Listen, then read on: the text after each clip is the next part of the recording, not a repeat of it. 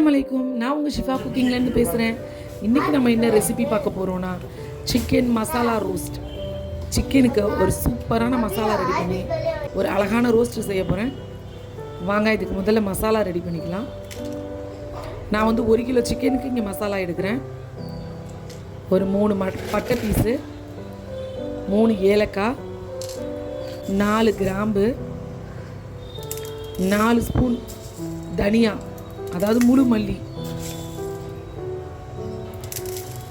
நீங்கள் 1 கிலோ சிக்கனுக்கு இந்த மசாலா போட்டால் கரெக்டாக இருக்கும். ஒரு 3 ஸ்பூன் மிளகு,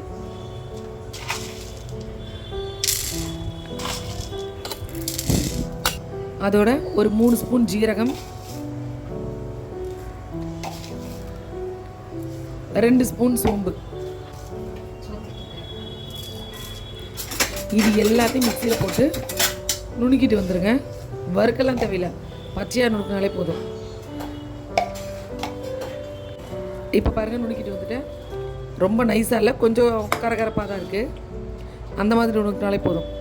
இது கூட உங்களுக்கு காரத்துக்கு எவ்வளோ தேவையோ அவ்வளோ மிளகாத்தூள் போட்டுக்கோங்க. நான் 2 ஸ்பூன் போட்டிருக்கேன். உங்களுக்கு இவ்வளோ காரம் தேவையில்லை, மிளகு வேறு போட்டுக்கிறதுனால கம்மியாக போதுன்னா கொஞ்சம் கம்மியாக மிளகாத்தூள் போட்டுக்கோங்க. நல்லா ஒரு பெரிய கைப்பிடி அளவுக்கு பூண்டு, அதை வந்து தோலோடு தான் சேர்க்கணும். அப்போ தான் அந்த ரோஸ்ட்டுக்கு நல்லாயிருக்கும். இது எல்லாத்தையும் மிக்சியில் போட்டு மறுபடியும் பொடிச்சிட்டு வந்துடுறேன். பார்த்தீங்களா, நம்ம பூண்டு சேர்த்துருக்கனால இந்த மாதிரி தெரியாத தான் இருக்கும். ஆனால் இப்படி தான் இருக்கணும். இப்போ நம்மளோட மசாலா ரெடி ஆகிடுச்சு. நல்ல ஒரு அடிக்கனமான கடாய் எடுத்துக்கோங்க.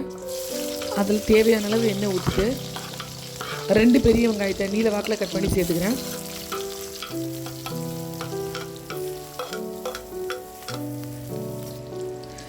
வெங்காயம் வந்து ரொம்ப கலர் மாதிரி வரணும்னு அவசியம் இல்லை. கொஞ்சம் லைட்டாக, கொஞ்சம் பிங்க் கலராக லைட்டாக ஒரு வதங்கினாலே போதும்.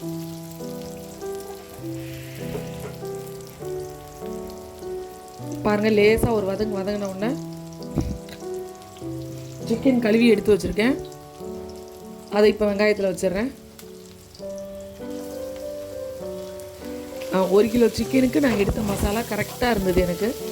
நீங்களும் அதே மாதிரி போட்டிங்கன்னா கரெக்டாக இருக்கும். ரொம்ப காரமாலாம் இருக்காது, கரெக்டாக இருந்தது. இப்போ இந்த சிக்கனுக்கு 1 ஸ்பூன் இஞ்சி பூண்டு பேஸ்ட் சேர்த்துக்கிறேன்.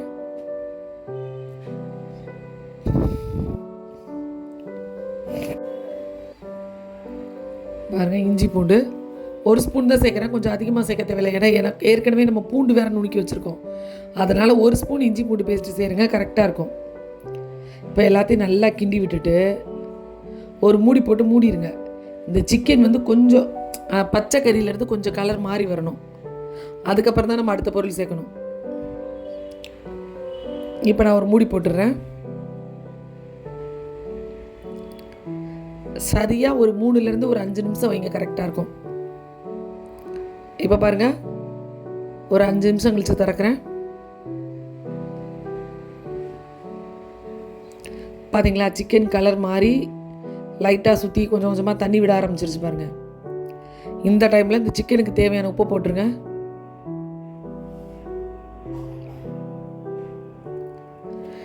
இப்போ நம்ம ரெடி பண்ணி வச்சுருக்கோம் இல்லையா, அந்த மசாலாவையும் இது கூட சேர்த்துடணும்.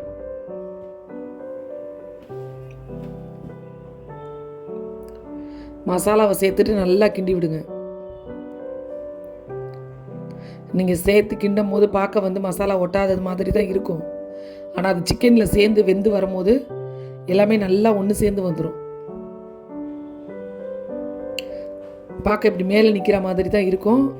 அடுத்து வெந்து ஓப்பன் பண்ணி பார்க்கும்போது பாருங்கள், நல்லா ஒன்று சேர்ந்து வந்துடும்.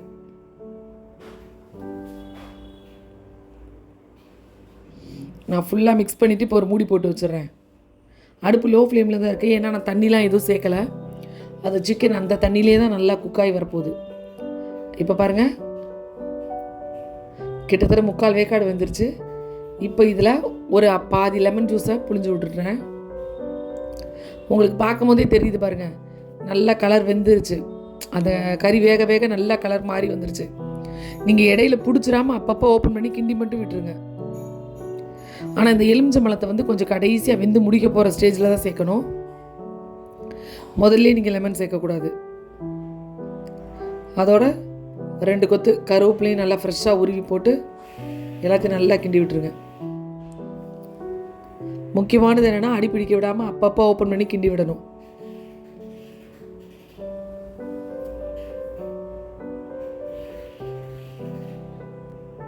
பாருங்கள், பார்க்கும் போதே நல்ல ஒரு கலர்ஃபுல்லாக ஒரு சூப்பரான சிக்கன் ரோஸ்ட். இதில் அந்த சிக்கனும் அந்த சிக்கனோட சைடில் இருக்க மசாலாவும் அவ்வளோ ஒரு டேஸ்ட்டாக இருக்கும். ட்ரை பண்ணி பார்த்தீங்கன்னா கண்டிப்பாக உங்களுக்கு ரொம்பவே பிடிக்கும். நிறையா பேர் என்னோடய சேனலை சப்ஸ்கிரைப் பண்ணாமல் பார்த்துட்ருக்கீங்க. என்னோடய சேனலை நீங்கள் சப்ஸ்கிரைப் பண்ணாதான் நான் போடுற புது புது வீடியோஸ்லாம் உங்களுக்கு நோட்டிஃபிகேஷனில் வரும்.